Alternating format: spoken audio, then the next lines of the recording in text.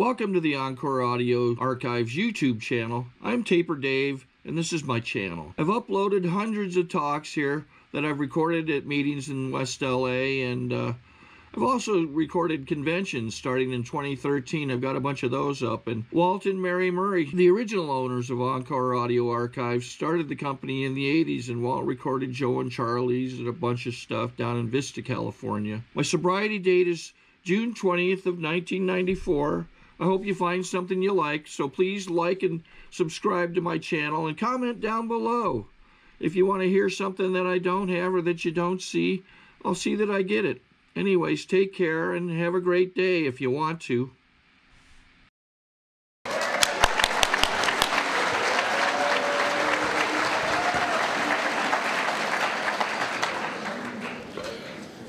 Thank you. You said that just like I wrote it. My name is Lou Finnemore, and I'm a recovered alcoholic. And I'm really not too concerned whether that upsets people or not. Sometimes it does. They said, "Where do you get this recovered stuff?" And I said, "Out of the book." It's hidden.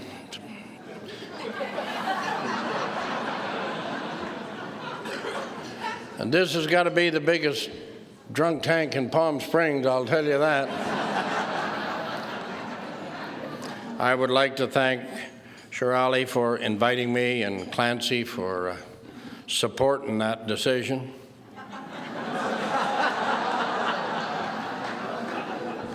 You know, I've been to a lot of areas in the world, and very few people have any idea how many lives this man here has touched. Wherever I've been, Africa, Australia, New Zealand, hell, even in the airport, they say, "Do you know Clancy?"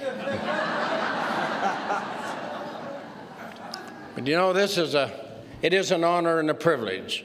The only way that I could get from a Salvation Army mission on the Skid Row to Vancouver to Palm Springs, California, is through the grace of God and the fellowship of Alcoholics Anonymous. And sometimes I wonder, I look at what's happening as I travel around today with the people, I like that word, relapse. They're getting drunk up where I come from.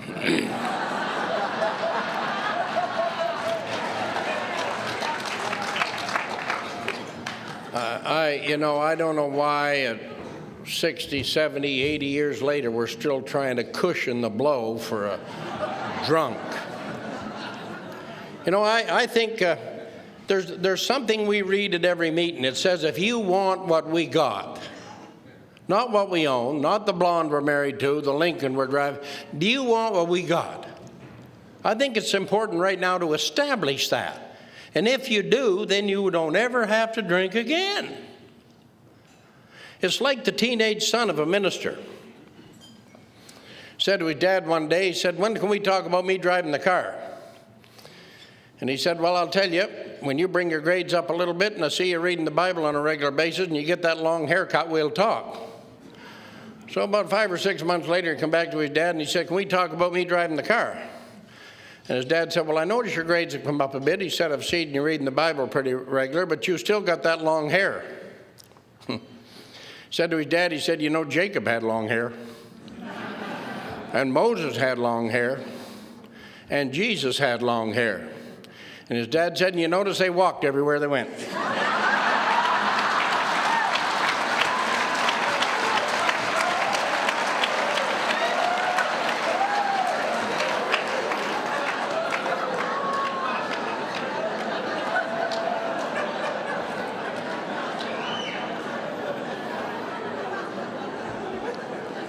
I love to see people laugh, for some it's the only exercise they ever get. I got people where I come from, the worst thing you can ask them is how they're feeling, because the time they're done telling you, you wish you shut your damn mouth, you know. This thing is all about to enjoy life, to be happy, joyous, and free. And the only way I can be happy, joyous, and free has nothing to do with how I treat me. It has everything to do with how I treat you. It says I must be hard on myself and considerate of others. This book has some stuff in here you don't hear quoted too much, because it puts a lot of onus on me, and we don't like that. How great thou art. We could sing that every day, all day long. And that's not what it's about. You know, it says we tell in a general way what we used to be like, what happened, and what it's like now. And behind each one of those things, there's not in brackets, they didn't put when drinking or when using. They just said what it was like. And I think it's so important. I can get on a drink-by-drink tour of Canada and the United States, and I don't know what that would do. It'd be a case of, can you top this one? And I don't think it would prove too much. I was born on the east coast of Canada, right on the border of the state of Maine. I now live 4,400 miles west of that in Vancouver. And the Bible said the wise men come from the east, and I've been wise enough to stay the hell out west. That's about the extent of my wisdom. I think that's why in the Serenity Prayer they tell us we have to pray for it. And so I look back at my childhood. I wished I could blame the people who raised me, but I can't. But my real mother, I was taken away from her when I was 6 months of age. She was absolutely stunning. She was a spitting image of Gloria de Havilland. She wore the floppy hats. And she had a hotel in a railroad divisional town, and she supplied the men with everything, food, loving, and lodging. And one of them backfired, and here I am.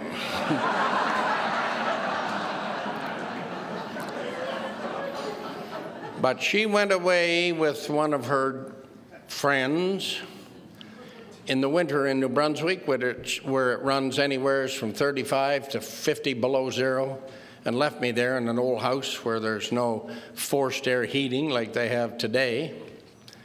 And a lady found me, and I don't know how long I'd been there, but I'd been there long enough that rolling in my urine, I'd wore all the hair off of my head. And in them days, they never had all of these children's agencies and divorce courts and all that. They just didn't.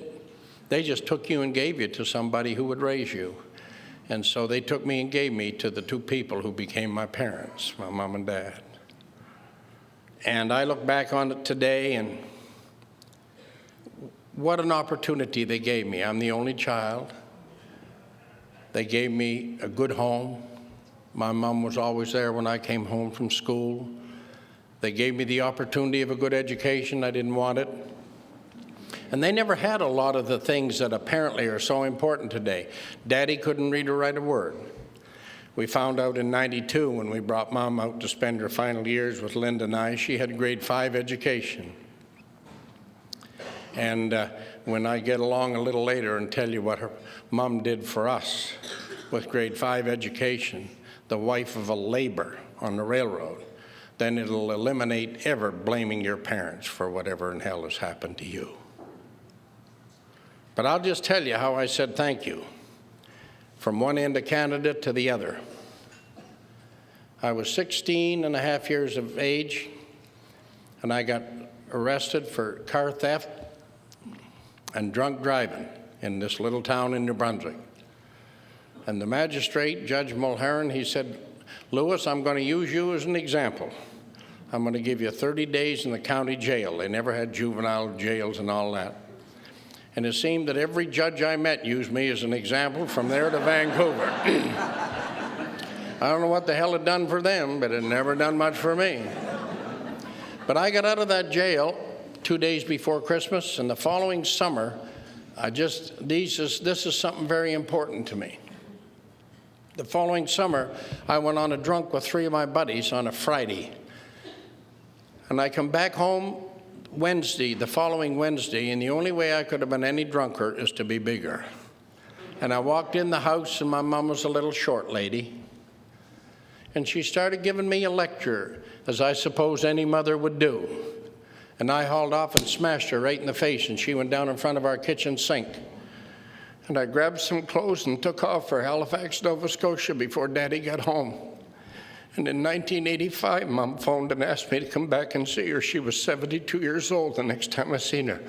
And I'm a tough guy, too.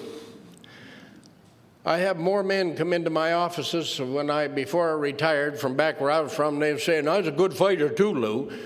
And they got scars going in 17 directions, and their nose pointed that way. And I said, "I hate to tell you, at this stage of your life, a good fighter's got no marks."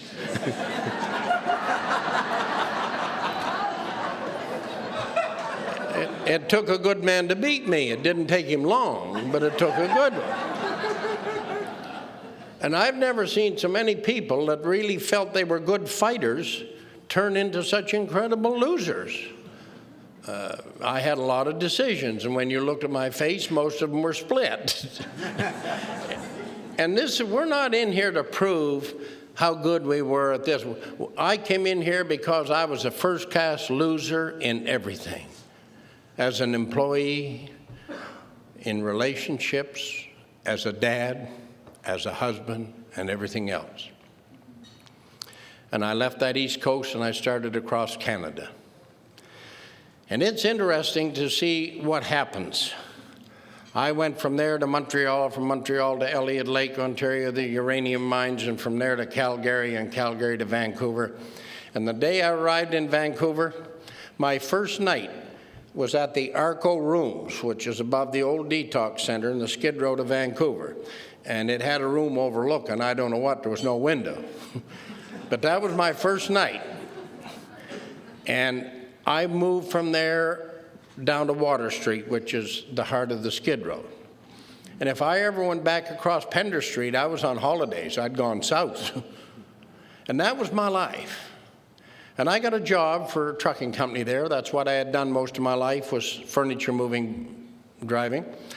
I got a job for Johnson Terminals, a trucking company. And I don't ever want to forget it. I'd done a lot of singing. I love to sing in the bars. I still love music is my life. And I was singing with this guy one night.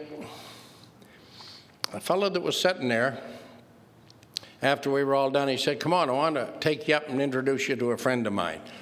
And I don't know who was the drunkest, him or me, but he took me up to this house, and there was a lady who had just been evicted from her home and had carried their furniture 4 houses down to another one, and this is where he took me. And he got up the stairs, and I never made it all the way up, and she came out and pushed me down backwards, and she threw him out. And we took off and slept that night in the car, and the next morning, when I woke up, I said to Chuck, I said, "Where was it last night?" I vaguely remembered a little bit. He said, "There was a friend of mine, Winnie, up here." He said, "But she threw us both out because we were so drunk." I said, "Take me back there." So on the way back, I got him to stop at one of these convenience stores, and I got a pound of bacon, a dozen eggs, and a loaf of bread. And we went back and walked up to her house, and I opened the door and walked in, and I threw this stuff on the table, and I said, "Cook me some breakfast." And she did, and I was there for the next 11 years. I'm just like a dog. You feed me and I don't leave. I just stay.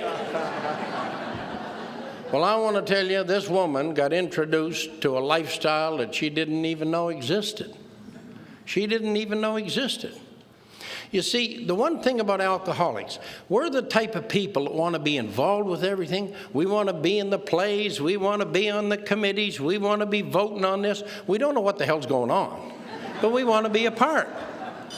And you see, you can't embarrass a drunk. I think of the story quite often of the old drunk that was standing on the side of the road, and he couldn't have been any drunker. He was just paralyzed. Down the road come a pastor with his whole congregation. This old drunk said, "Where are you going?" He said, "We're going down to the river for a mass baptismal." He said, "Can I come?" And the pastor said, "Sure he can." So he staggered up out of this ditch and got behind the crowd, and away they went. When he was all done with the baptismal, he said, "Does anyone else want to be baptized?" And this old drunk said, "I do." And he staggered down over the bank and out into the river, and the pastor got him by the scuff of the neck, and he said a prayer, and he shoved his head under the water and pulled it back up. He said, "Did you see Jesus Christ?" He said, "No, I didn't." So he shoved him under once more, and he pulled him back up, and he said, "Did you see Jesus Christ?" And he said, "No, never." He said, "I'm going to say one more prayer for you." So he said another little prayer, and he held him under a little longer that time and pulled him back up, and he's spitting and sputtering, and he said, "Did you see Jesus Christ?" And the drunk said, "No, I didn't." He said, "Are you sure this is where he fell in?"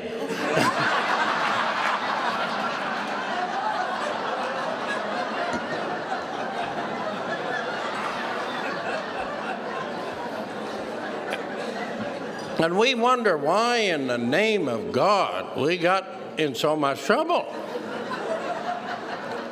I mean, and we didn't have to put any effort into it. See, a lot of people put a lot of effort into getting in trouble. We just have to wake up. And it's trouble. We don't even have to go out. Just open up their eyes. I mean, if you can, like one of the things that I loved my whole life was the little English guy, Andy Capp, used to be in the comics. I just loved him. I always liked the one, Flo, I don't know if she was an Al-Anon or not, but she had left him for a week or so and went home to her mother. And she finally come back. And as she was walking up the front walk, she was saying to herself, now keep your mouth shut. Don't say nothing to upset him. Keep your mouth shut. She walked in the house, and here he is, passed out on the couch, his pigeons running all over the floor, bottles all over. And as she walked by him, she looked up and said, you sure kept the ceiling tidy. Now, you see, that don't bother a drunk. And then I liked the one of where he always liked horse races, and he was sitting doing his racing form. And he hollered at her, and he said, Flo, he said, where's my pencil? She said, it's behind your ear. He said, look, I'm a busy man. Which one? And I mean, that's the way we've lived our whole life, and wonder why people reacted the way they did. This is it. So, you know, Winnie and I, what a hell of a life. I was in small debts court 41 times my first 2 years sober. I owed everybody that sold anything. I never paid nobody nothing. I had no intentions of paying anybody nothing. So if you have no intentions of paying anybody, why not take one of everything? I had encyclopedias, powdered milk, mix masters, vacuum cleaners, whatever they came to the door selling, I bought one. And I mean, I can laugh at it today, but when you look at what my wife and kids went through, I had no intentions of paying for anything. Never did. And this woman couldn't believe she had never had anything repossessed before. See, they can't do today in British Columbia what they could then. When I sobered up, in them days, they could repossess everything out of the home except the beds that the children were sleeping in. That's the only thing they couldn't take. And I had 5 children when I called AA. But Winnie and I split up, I don't know how many times. I don't know how many times. Johnny knows her, and Clancy knows Winnie, and she just moved from here back up to Canada. She lived here for many years in Palm Desert. And she had dinner with us Wednesday night before we come down. I just love her. Her and my wife are the best of friends today. She's a fine person. But we split up the last time, and I went back to the place where I was most comfortable, the Salvation Army. And on November the 15th of 1963, I got thrown out of the Rainier Hotel at the corner of Carroll and Cordova Street for what I pray to God was my last drunk. And I got back up to the house where Winnie and the children was living, and I'll tell you the conditions that it was under. Every bit of furniture had been repossessed except the beds. The phone was cut off, the lights was shut off. She was cooking on a Coleman camp stove, whatever she had to feed the kiddies. And Einstein returned. Now, how I got back up to the house, I have no idea. I still don't have any idea. I knocked on the door, and she opened the door and said, "What are you doing here?" And she never was famous for asking intelligent questions. So she let me come in, and I laid down on the front room floor with a half a bottle of wine. The next morning, I woke up, and I went to take a drink of wine. And a voice as clear as Clancy talking to me said, "Lou, your drinking days are all over." And I said to Winnie, I said, "What's the number of Alcoholics Anonymous?" I have no idea where I ever heard of that name. No idea. You never ever heard my wife swear. And you don't hear me swear. But she said, "If you want the goddamn number, look it up." And that's the most she'd said to me in 6 months. And I figured, now she's thinking about reconciliation already.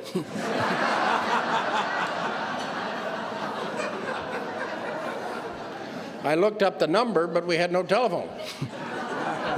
So I had to go next door to my neighbor who worked for Molson's Breweries, and he sat and listened to this phone call. And I had to get out of there quick because his eyes were really getting big. And I asked Lucy, who was on our central office at that time. I phoned her and she answered. And she never, today when you phone the intergroup, you fill out a sheet about that long, with a lot of information. She said, "How old are you?" And I was 28. She said, "Where do you live?" I told her. She said, "I'll have 2 guys come up to see you." And this I want to remember. I got a whole bunch of questions together I wanted to talk to these about because I didn't know what the hell was coming other than two guys. I got a whole bunch of questions together. Some of them were fairly intellectual. If anyone knows what an intellectual is, that's a person who's educated beyond their capacity to understand. And they sent two brothers from Nova Scotia. And I thought, you've been watching the seagulls too long, let these two birds in, and in they come. Now, when you invite two people to your home, and all three of you have to sit on the floor, you really shouldn't have a lot to say.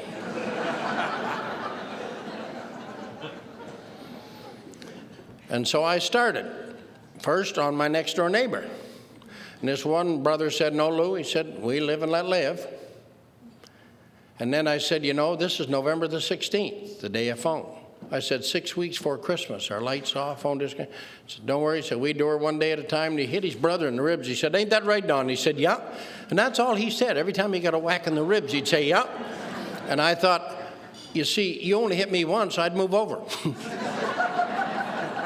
You ain't going to get a second whack at my rib cage, not at 128 pounds. So they listened to me till 5 o'clock. And then one guy, the smart fella, the four-word fella, he said, we're going to go have dinner. We'll be back tonight and get you for a meeting at 8 o'clock. And out the door he went.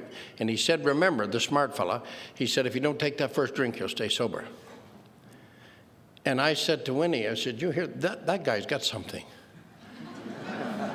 And years later, I thought, especially if you think you're fairly clever, how inconsiderate can you be to get two people to drive 40 miles to tell you if you don't drink, you'll stay sober? I'd never thought of it.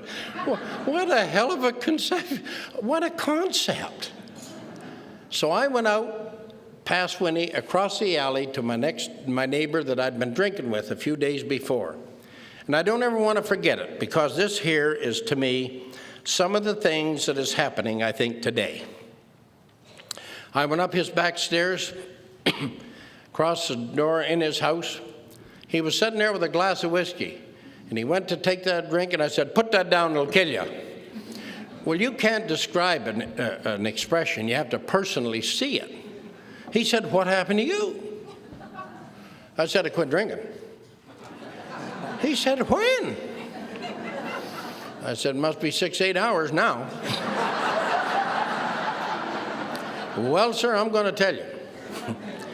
He looked out the window, I guess, to see if the Jehovah's Witness had got a hold of me, and he said, would you leave? And I did. And I'm going to tell you the sad thing about that. That'll be 41 years this November the 16th, and he's never spoken a word to me from that day till this. And that's sad. What's her book say? I know some of you must read it. It says, but the ex-problem drinker who has found the solution, who is properly armed with facts about himself, not AA, can generally win the entire confidence of another alcoholic in a few hours. Until such an understanding is reached, little or nothing can be accomplished. I listen to people that go to their first meeting today where I come from, and they'll say, boy, I got a sister that could use this, and I got a brother-in-law that should be here, and I'm thinking, I hope they move to hell out of British Columbia so they can get some peace. What does it say in the first preface in the big book? It says to show other people how we have recovered, not tell them. It's the main purpose of this book. Let your brother and your mom and your sister come here because of what they see has happened to you. Through your faith, they shall be healed. That old story that Joe the Wino told. And so I'll be forever grateful that I've seen this. They picked me up that night to take me to my first meeting, and I'd like to tell you, 28 years old, 128 pounds, 4 pounds of that was ears. I had them wine sores all over me. If you've ever drank downtown and you get cold and shiver and you get those little goosebumps and they all infect. And I had a brown shoe on the black one. You still can't buy shoes like that in the same box. I got shoes of all colors today. And they took me to my first meeting, and they set me right where this gentleman is sitting here, right in the front row. What a hell of a mess it was. And every person that come up to speak was about my age. They were all collector's items, you know, vintage models. And they all had glasses, hearing aid, cane, teeth that didn't fit, that flopped up and down. I thought they were spring-loaded. And they all had them suspenders, and they stick their fingers in there, and they could lean right back until their head touched the floor and the soles of their feet. They'd come back up again. They say, if you want what we got, and that thing, hell, I can't wait to get it. Where do you keep it? And I swore they give every one of them $6 or $8 worth of change. And they'd stand there and rattle out, and they'd say, material things don't mean nothing. And I thought, well, if I looked like you, they wouldn't mean a hell of a lot to me neither. And I watched them leave in Lincolns and Cadillacs, and I thought, and I missed something in their damn talk. And it's amazing how this thing unfolds. Material things mean absolutely nothing to me today, because I got them.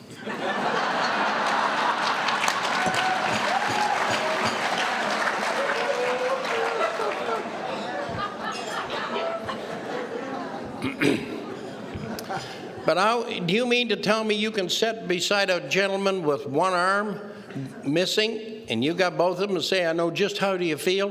Who are we trying to kid? You got to know a whole lot about a person before you know how they feel.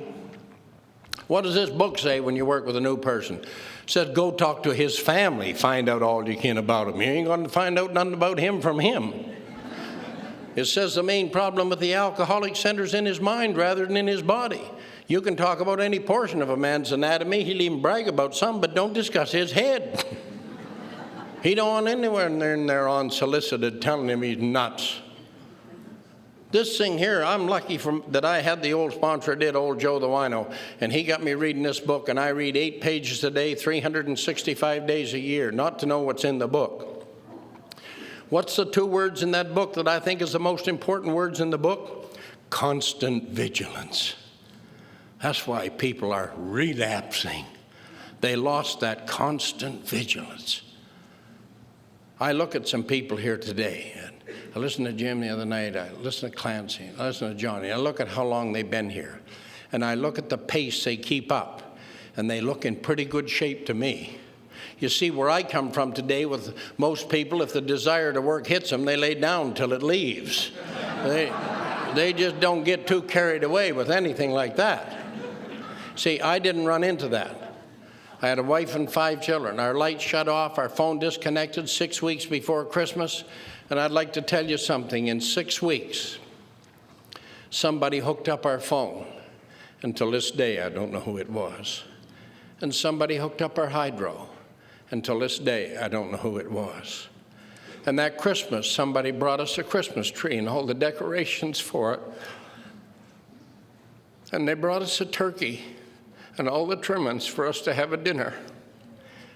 And they brought a present for each one of the children, 5 kids. None for me or Winnie, but each one of the kiddies had one gift. And I don't know who it was. I don't know who it was. But I want to tell you, that was the spark that fired up my whole furnace of activities. Was that one thing right there. From that day on, it taught me about trusting God, cleaning house, and helping others. That year, we got 7 Christmas cards, and my name was not on one of them. It said, to Winnie and the kids. Today, I never receive under 400 cards a year, and I know every name that's on them. Isn't that something? See, this is why cards mean so much to me today. When I go home from here, this committee will get a card, this hotel will get a card, the airline I flew on will get a thank you card, the hostess that served me coming down on the plane will get a card. Everybody that does something for me today gets a card. Everybody that sends an email and their number, I phone them. I want to talk to people. I don't talk on emails. I can't see what you look like on there. Okay? That's just what I do. I do my own turkeys now. I have for nearly 40 years, and get my hampers together and I deliver them myself, and I have a good agency to get me the numbers. These are the things that I've been able to do. When I was 2 years sober, my little boy, who's 38 today, he's playing golf today with my wife. He got into a can of Drano and ate it under our kitchen sink. And he spent 7 months in the hospital getting new eyelids and lips, face skin grafted on him. And when it was all over 7 months later, just take a number, I'll phone him back. 7 months later, he got out of the hospital, and we got a hospital bill for $125. Ear, nose, and throat specialist, skin grafting, and everything. And you think we don't owe somebody something? He came to California to live with Winnie, and then he come back home, and I took him to meet the doctor that done the surgery on him, Dr. Kordemarsh, the neurosurgeon. And I walked in, and if you could see these two people holding each other and crying, and he said to me, this surgeon, he said, you know, I hear all about my bad jobs. I never hear anything about the good ones. Yeah, I learned another lesson. The following year, I phoned the Children's Hospital and asked if I could put a TV in there for what they'd done for my son. And she said, no, we've got TVs. It was brand new, the new Children's Hospital. So Daryl and I went out. And they had one big empty room. And I said, can we put some stuff in here? And she said, what? And I said, some exercise equipment. So we went and bought some rowing machines, some barbell sets, some bicycles, some little trampolines, and we went up for 3 years, him and I, every Tuesday night and worked out with these kids. And when you see a little kid in there on a rowing machine that's as good as they're ever going to be, then you got all the reasons in the world to practice these principles in all your affairs. You see, when I come in here, I have practiced affairs with no principles, and they said, no, we got a whole different approach to that, Lou.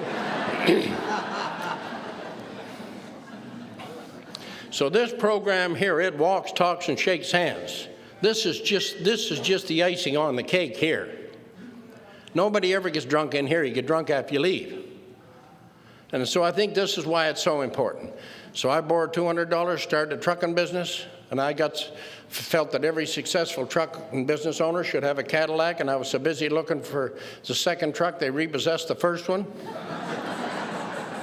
Wasn't too long before they repossessed the Cadillac. Then they shut my lights off, and a quarter-page ad in the Yellow Pages. It was discontinued. But they said, go to meetings, and I was. I could only go to 7 a week at that time, but I was going to meetings every day, and they're taking stuff away. And I realized that, what does the big book say? We thought conditions drove us to drink, and when we couldn't change the conditions to our entire satisfaction, our drinking went out of control.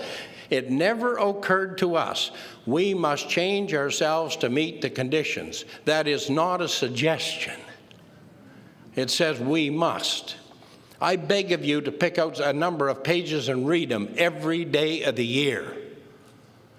Don't phone someone else up and say, geez, I feel so depressed today, I need to talk to you. No, you don't. Read this. It'll tell you what to do, and you won't be depressed. They seen fit to give me some new trucks and a few more new trucks. 9 years after that, I went and made a 12-step call on a fellow who owns the 5 largest custom-designed jewelry stores in Vancouver and one in Seattle, a Danish fella. He wanted lunch with me. He said, you know, Lou, I've listened to you speak, and I've heard you talking, and he said, I don't know what you're doing, moving furniture, driving a truck. How would you like to manage my main jewelry store? And I said, I'd love it. Put an ad in the paper, sold citywide cartage, moving and storage limited. Following Monday, I was sitting at Ragnar Jewelers at 12th and Granville. And the first lady come in was Mrs. Saba, an extremely wealthy lady who owns Saba Brothers Ladies Wear. And she jumped these gemstones out on a beautiful burgundy felt pad and said, what can you do with these? And I felt like saying puke. Never even seen them before. I didn't know a ruby was red or an emerald was green. And it's funny, Ragnar worked with me that month to show me the ropes, and his sales was $7,800 and mine was $33,481. I've been selling ever since. Because you don't sell jewelry, you sell yourself. You sell yourself. And I ran into a fella when I was 2 years sober, and many people know CC, and they talked about a step series that they had set up in Saskatchewan, and I went back there and went through it. A step-taken series called Novelco, which is Greek for novice alcoholic. And I've just starting into my 38th year with that. Every Monday night takes 18 weeks. I think it's so important to look at, sometimes to look at what the steps say. not how I interpret them, but what they say. Interpretation in one dictionary says avoidance of truth. I think so. It's so important for me to get this interpretation. And so we started these step meetings. And I look at this, you know, the steps are so simple. So simple. Step 1, you fess up, and 2 and 3, you look up, 4, 5, 6, and 7, you clean up, 8 and 9, you pay up, and 10, 11, and 12, you keep it up.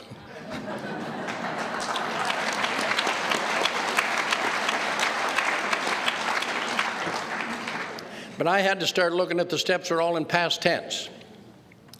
It doesn't say we'll admit, it said we admitted. It doesn't say we'll come to believe, it said we came to believe. They're all in past tense. And I hear people say we admitted we were powerless over alcohol and that our lives have become unmanageable. There's no and in there. There's a dash. When my mom died, her headstone says Yvonne Marie Finnemore, 1913 to 2000. Them two sets of numbers mean nothing. The dash means everything. The dash means everything. And now how many people have put any importance to that dash? How many? But it said we admitted we were powerless. So if powerless is the problem, power must be the answer. And all it said is that I had less power than was required to meet my everyday commitments. It said we admitted we were powerless over alcohol. That our lives, there's an S on that word. It's not that our lives had become unmanageable. And you see, I have it all on paper, the whole 12 steps. But I have another little 6-page deal about our lives. You have a sexual life, a physical life, a moral life, a financial life, and an employment life. You got 5 lives. Are they all in order? Is every one of them tickety-boo?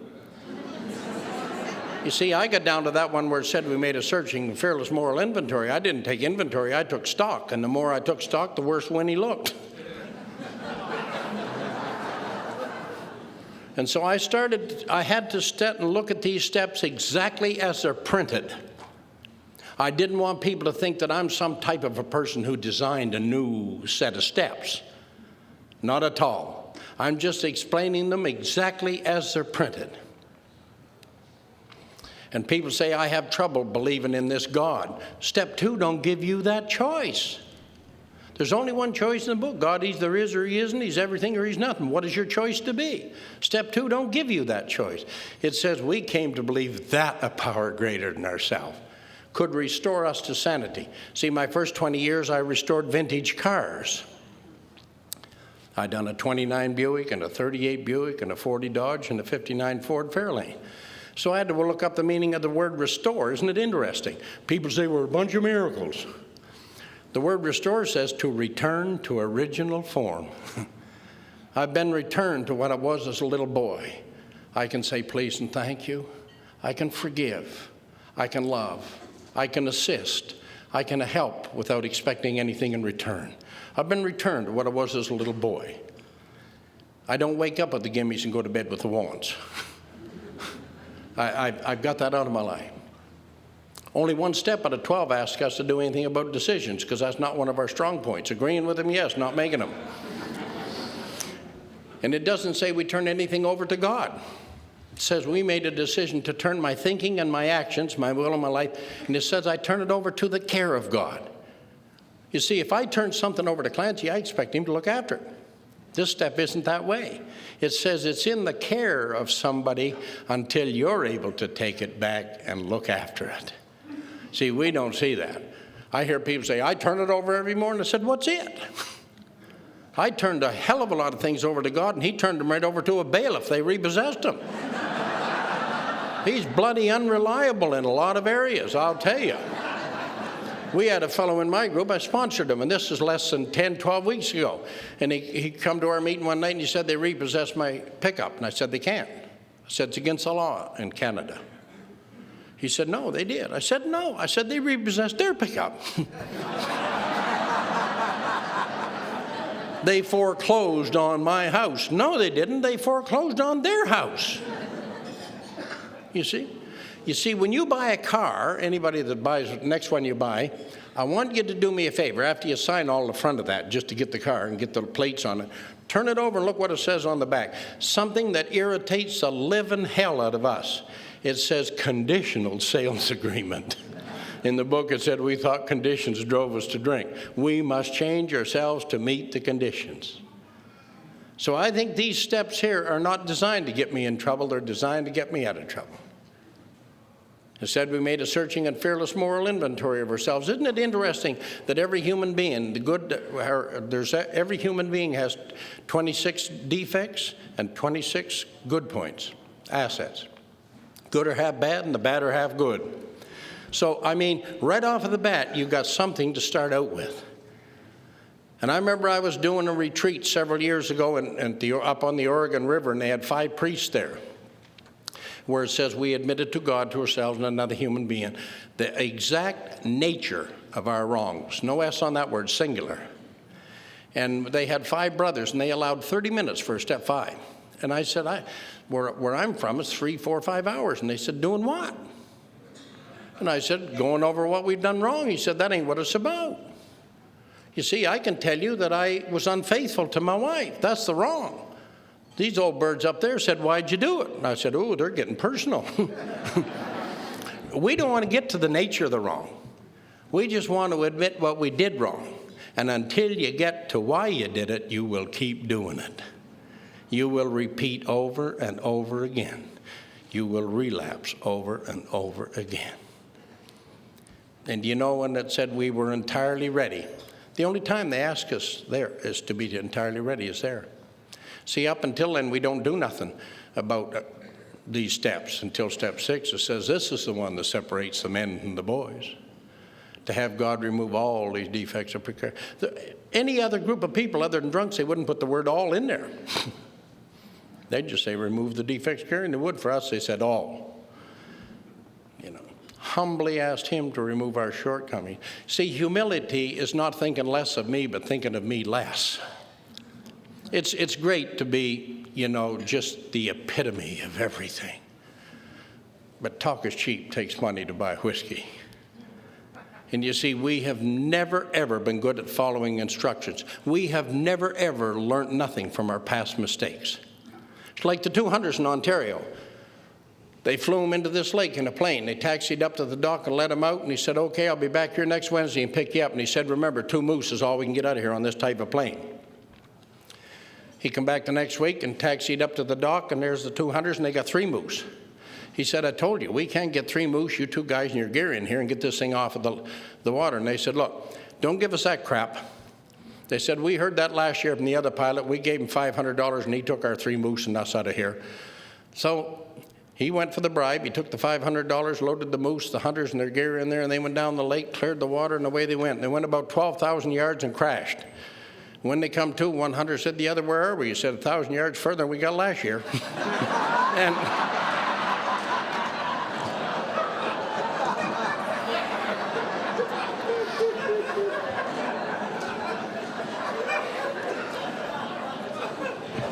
it's like the old guy that went to the doctor, and he said, we've been married 45 years.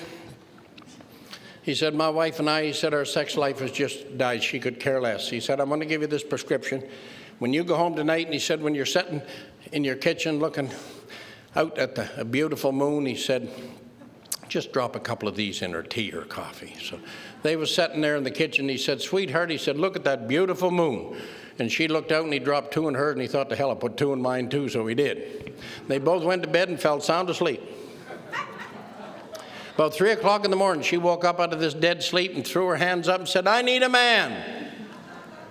About 2 minutes later, he woke up and threw his up and said, me too.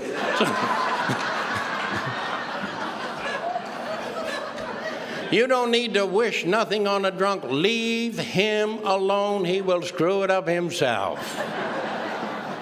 We are designed to destruct. We live to destruct. Sometimes I think we even pray for it. And then it said we made a list of all persons we had harmed. Doesn't say hurt. Big difference. I can leave here today and tear Clancy to shreds for the next 4 years, and finally it gets back to him. He said, how can a friend hurt me like that? Now it's hurt. See, Dr. Bob said to Bill, he said, we must watch our errant tongues, and it's comforting to know there's never been a word of gossip in Alcoholics Anonymous from that day to this. It said we made a list of all persons we harmed and become willing to make amends to them all.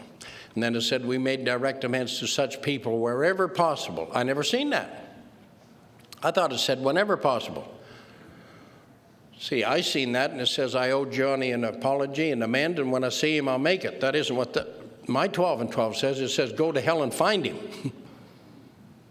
Because if my eyesight serves me correctly, you can bet your backside on it I ain't going to see him. Never. So these things are designed to get me out of trouble.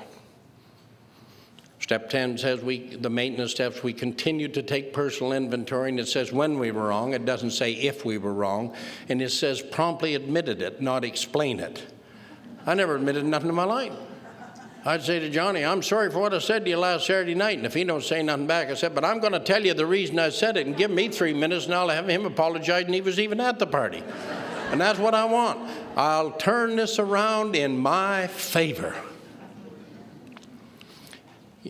So I think these are the things that it says. And then it says, having had a spiritual awakening as a result of these steps in step 12. Spiritual awakening is a complete transformation of thought.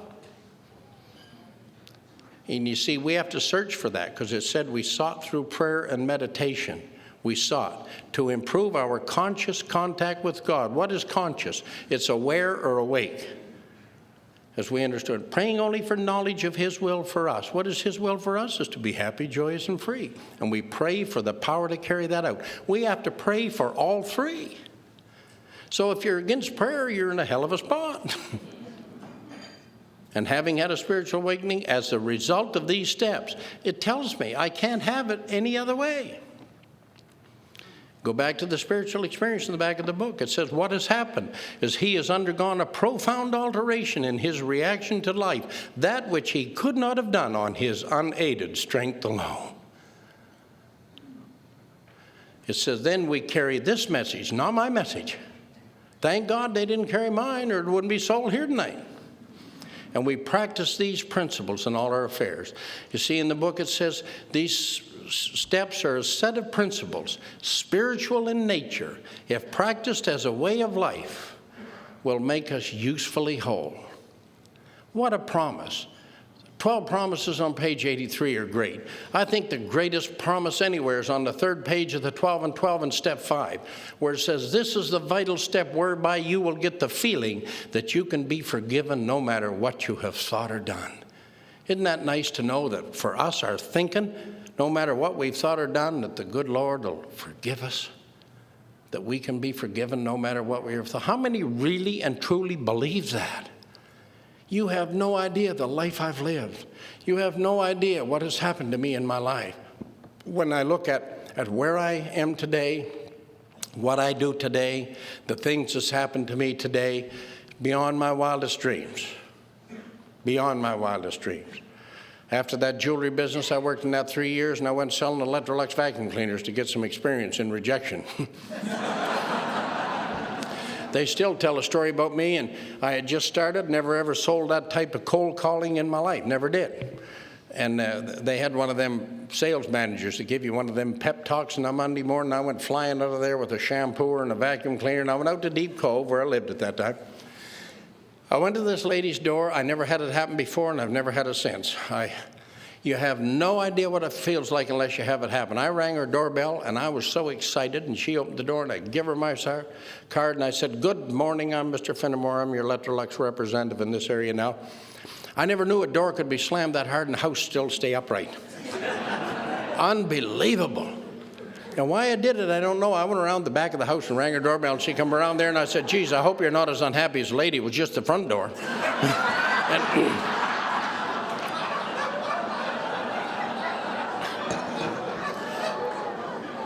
I never sold her a vacuum. I didn't have to. I sold a ton of them. And I never sold one to anybody in my family, and I never sold one to an AA member. I've made my living in the outside world. In the outside world. I broke down a barrier. I found out what was bothering this lady. And that, to me, that was far better than selling a vacuum. The benefits has come my way. You know, I got a half a dozen children today, 4 daughters, 2 sons, 14 grandchildren, 5 great-grandchildren. And my wife, and a Jack Russell. In that order. And you talk about controlling, get a Jack Russell. I love to control. I just hate the responsibility that goes with it. But do you know, after that Electrolux business, I opened up a wood stove and a fireplace insert store when it really became a big business in BC. And I never had any training in nothing. I wanted to put an ad in the paper, and I asked the little gal who sold advertising for a newspaper, I said, how do I put in a nice colored ad? I said, I haven't got a clue. She said, why don't you put some flames around the border? And I thought, not a bad idea, sell wood stoves. You see, what I find today is so many people are just on the verge of success, but they're too proud to ask somebody for help. They're too proud. False pride's killed more drunks than bad liquor. Don't ever be too proud to ask. But there's one other catch to that. When you ask somebody, I don't care what the hell they tell you to do, go do it. Go do it. You got nothing to lose. I was in New Orleans a couple of weeks ago, and after I was done speaking, this lady came up and she said, what's a couple of the most simple things you've learned from being sober in AA? I said, never take a sleeping pill and the next lax in the same night.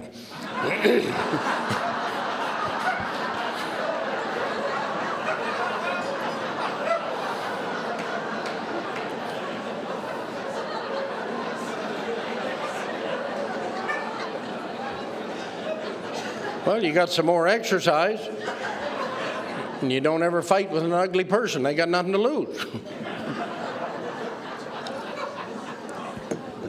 But these are steps has allowed me to go out in the world and not be scared. I don't have an ounce of fear in me. Done. In 1990, I was called in to replace somebody who couldn't make it to a roundup in Cranbrook, BC. My wife of today, Linda, her husband died in '89 with MS, a young man. She lived 800 miles east of me in Alberta, and she was supposed to go to a birthday party that weekend, but instead she went out to that Cranbrook to take this drunken nephew of hers to this roundup, and he was drunk, to see if he'd hear anything. And you know, it couldn't have worked out better. He's still drunk and we're married. If you want what we got, our job is to sow the seed, not stand there and wait for the crop. That's all. That's all God wants me to do, is to stand the seed. He'll look after the crops. He'll water them, give a little sunshine. You see, we feel we have to be involved in the whole project. Maybe we want some merit points at the end or something. I don't know. I don't have to be involved in the whole project. I feel so grateful that the God of my understanding has even allowed me to get in on the starting of it. I feel so grateful for that. You know, in 1991, when Linda and I got married, and the following year in '92, we got a phone call from my mom back in New Brunswick. I'm the only child, and Daddy had died. And here's a woman that had never been more than 23 miles from home in her whole life. And she phoned and asked if we'd come back and get her to come out and spend her final years with Linda and I. So we flew back and got her tied into an airplane and headed west. In 2000, she died, and I was able to be with her every day except when I was doing something like this. And Linda went to see her every day. And on the night we went home before she died, they said, she won't be here tomorrow, Lou. Your mom will go tonight. And so I couldn't sleep. I phoned the nurse at 3 o'clock, and she said, no, she's still here. So we got up at 6, and Linda made breakfast, and I phoned again. They said, no, she's still here. So we got dressed and went into the home, and I went in and knelt down and put my hands through the rails in her bed and took her hand and gave her a kiss. And Linda said, it's okay, Mom, you can go. And less than a minute later, she took her last breath. What is interesting, you know, that makes you feel so manly, she had a will that she had made out, and a government agent had it, so they brought it over to the nursing home. And we opened it up, and she had made me the executor of her will, the guy that smashed her in the face. And we opened it up, and it said, I leave my entire estate, half to my son, Louis Ralph Finnemore, and half to my daughter-in-law, Linda Dawn Finnemore. It was $190,000 that she'd saved out of a labor's wages. And I'm running around like Errol Flynn, you know, with my pink suit on. And I mean, somewhere along the line, we have to get down to reality. We have to. That's what this whole book is about. That's why it's so foreign to us, is that it's about reality. It's not about theory. It's about reality. It's about the fact that you can learn to love. Love in the dictionary says genuine concern for your fellow human being under all conditions. We get love and making love all screwed up. It's really sad. I don't care what, you know, when I come in, I heard people say, no relationships for the first year. They were all married, the ones that said that.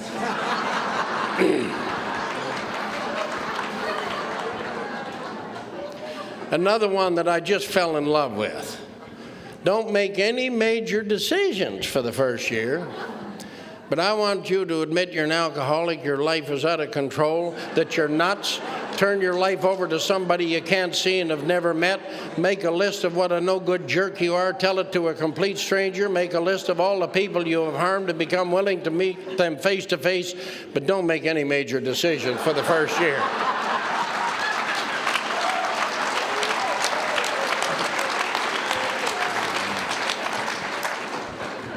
I'm going to tell you, I wish to God, when you see something happen, when you hear a story or whatever, that you get the message. I wish to God you did. We don't.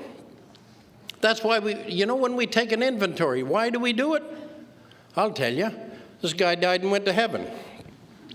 God ushered him into this magnificent room, and he said, you get unpacked. When you're done, I'll come back and show you around.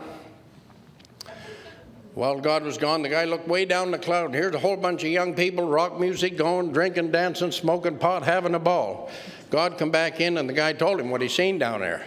He said, what's that? He said, that's hell. Well, he said, I can tell you right now, you sent me the wrong place. That's where I'm supposed to be. So they gathered up his gear and sent him down, and he arrived in this stinking, dirty, grungy, hot hole of a room, and in comes Satan. The guy said, what's this? Satan said, it's hell.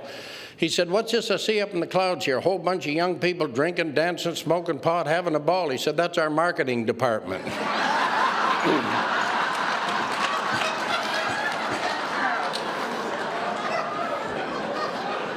So,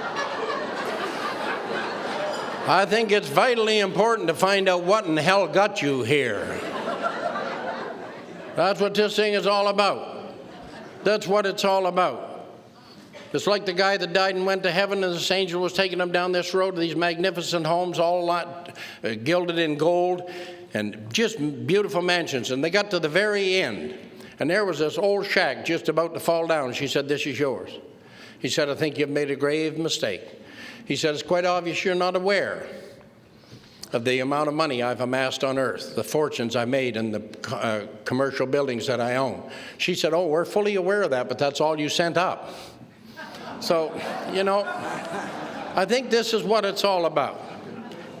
You will be looked after if you do what you're supposed to do. I'm scared to pray for anything for fear I get it.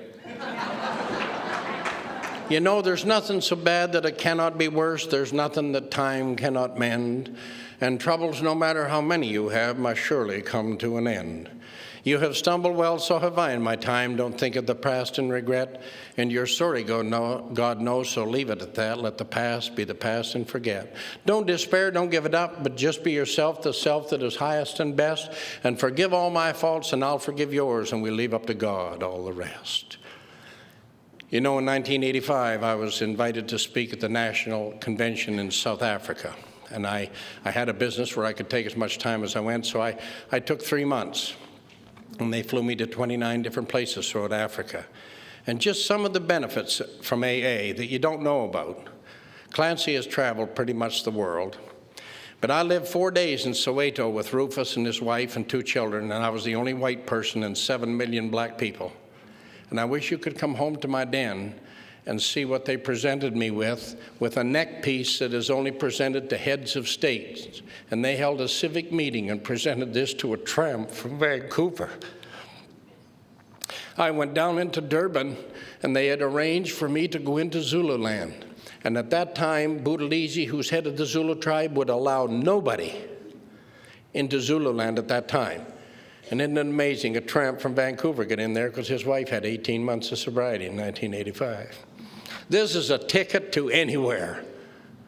This is a ticket to anywhere. The only thing is, you're the one that has to write out where you want to go and pay the price. You're the one. You can go wherever you want. I've traveled the whole world. I don't need to go anymore. My wife and I, we have never had an argument or a disagreement.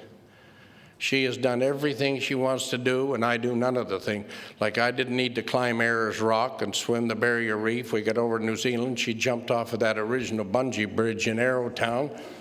My dope on a rope. And I just encourage her to do whatever she wants to do. I want her to have fun. We do it, like I would say 95% of all the clothes in her wardrobe, I buy them. I bought her 2 outfits today. That's just the way I live. When I get out of the shower in the morning, the walls are done, the glass doors are all done, the taps are polished, the countertop is done. She's not my maid. So I think it's important. It says, when I must be hard on myself but considerate of others. Really think about that, are you? Are you? When we're talking about equality. So you people have been so good to me. AA has been so good to me. There's something in this book that sort of tells a little bit about me. And I think it's, something that we really need to look at. It says here, this latest part of my life has had a purpose, not in great things accomplished, but in daily living. Courage to face each day has replaced the fears and uncertainties of earlier years. Acceptance of things as they are has replaced the old, impatient champing at the bit to conquer the world. I have stopped tilting at windmills and instead have tried to accomplish the little daily tasks, unimportant in themselves, but tasks that are an integral part of living fully. I'm rated as a modestly successful man. My stock of material goods isn't great, but I have a fortune in friendships, courage, self-assurance, and honest appraisal of my own abilities. Above all, I have gained the greatest thing accorded to any man, the love and understanding of a gracious God, who has lifted me from the alcoholic scrap heap to a position of trust where I have been able to reap the rich rewards that come from showing a little love for others and from serving them as I can. This has been a fabulous day, weekend for me. It's one that I get a chance to do many, many, many times a year. And I hope you come here this weekend to recharge your batteries, to go out there and carry this message to the person who's still suffering. I hope you do. I hope you realize that it all isn't done in one meeting. You can only absorb a little bit at a time. It's like the story of the minister that was in this. I really got to whack on for ministers tonight. They're all good stories, though. That's one good thing. What I had to say about them before AA, you didn't repeat from a podium. God's been so blessed and so good to me. But it told the story of the minister that was in this little cowboy town, sitting up behind the pulpit, and he looked out, and there was one cowboy in the audience. And he went down, and he said, "Look, there's only 2 of us here." He said, "Do you think we should hold a service?" "Well," he said, "Reverend, I don't know a great deal about preaching, but I know quite a bit about cattle, and if I pulled up to a corral with a load of hay and there was a cow there, I'd feed it." So, man, he got the message. And he went up and gave him everything he had in scripture, verse, and song. And when he got done, he said, "What'd you think?" He said, "Well, Reverend, I don't know a great deal about preaching, but I know quite a bit about cattle, and if I pulled up to a corral with a load of hay and there was a cow there, I wouldn't give it the whole load."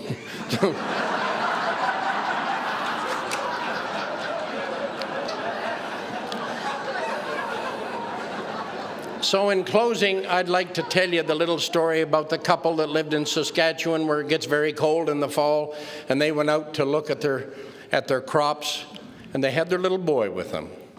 And sometime during that evening, he ran off and got lost, as little boys sometimes do, and they hollered and yelled and they couldn't find him. So they went back home and phoned the National Guard. And they said, yes, we'll have an officer and some troops out there at daybreak in the morning, and they arrived. And the fella and his wife took them out to where they were the night before. And he said to the troops, he said, line up across this field. And they did. And he said the thing that we do sometimes at meetings, he said, join hands. And they did. And he said, head across that field. And they did. And they found the little boy, and he was dead. He had perished. And his daddy reached up and held him in his arms. And he looked at his wife. And he said, see, sweetheart, if we'd have held hands last night, we wouldn't have lost him. I only pray that I can be the type of friend you've been to me. Good night, and God bless you.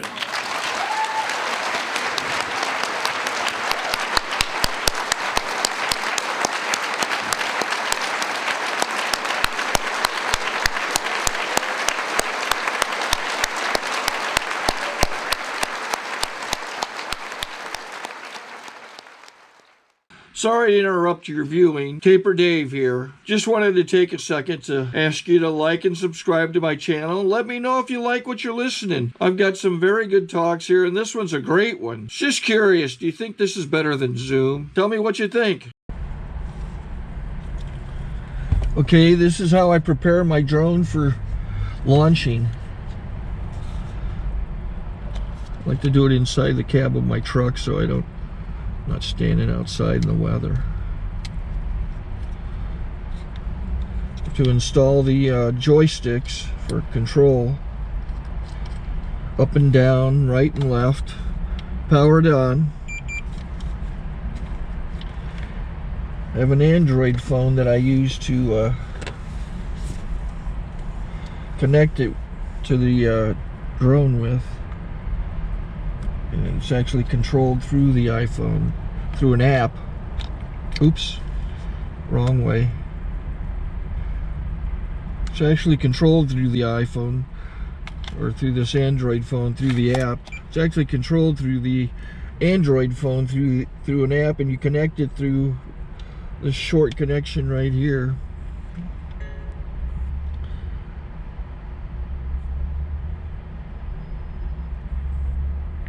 Remote control connected. Remote control's connected. So I pull out the drone. I have to extend the legs. Long legs extended first, then the short legs. Remove the gimbal protector. Set that aside, then power it on one short burst and one long burst. I lay it down. So I have to go to calibrate. So the drone's not connected yet. It shows you here as this drone gets disconnected, even though the remote's powered on. So the drone has to establish it's connected. So I go into the app to calibration mode. First I'll calibrate the remote controller. Start calibration. Out, in, oop, out, in, up, down, and then this little wheel is to control the gimbal. So it's calibrated. Go to gimbal calibration, start calibration, and then it calibrates the gimbal. I don't know if that shows up. The gimbal's moving all over the place. Changes, you can see it on the video. And I'm calibrated to take off. It's acquired 7 satellites at the moment. There are 26 satellites up in the sky, which it has to acquire before you can take off. So it's connected. It's got enough satellites. This is white. I can go to press this little arrow button, swipe right to take off, and it would start the motors if I slid this to the right, but I'll wait till I get outside. Don't want to do it inside.